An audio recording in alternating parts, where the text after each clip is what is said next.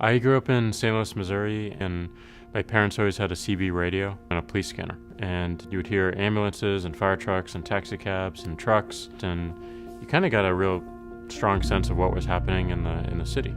So that's how I approached it, is really just a curiosity of what's going on in the city, what's happening, what am I missing, and to be able to see that in real time as it was happening was just so interesting to me.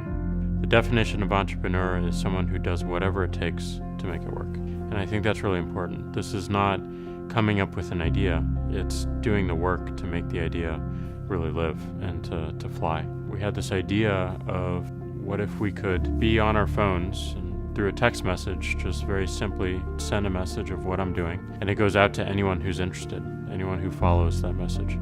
We gave ourselves 2 weeks to build the prototype, and it worked, and everyone in the company, which was only about 14 people at the time, started using it. And every day after that moment, it just got better and better and better. And as we added more people to the service, it got better and better and better as well. People around the world were talking about how they're in the middle of a protest, or that they were in the middle of an earthquake in Japan, or that they were watching the presidential debates. So it was just this really fascinating way to learn about the world and what was happening in the world, and it felt like we were still connected even though we weren't physically with each other. Square began almost 3 years after Twitter.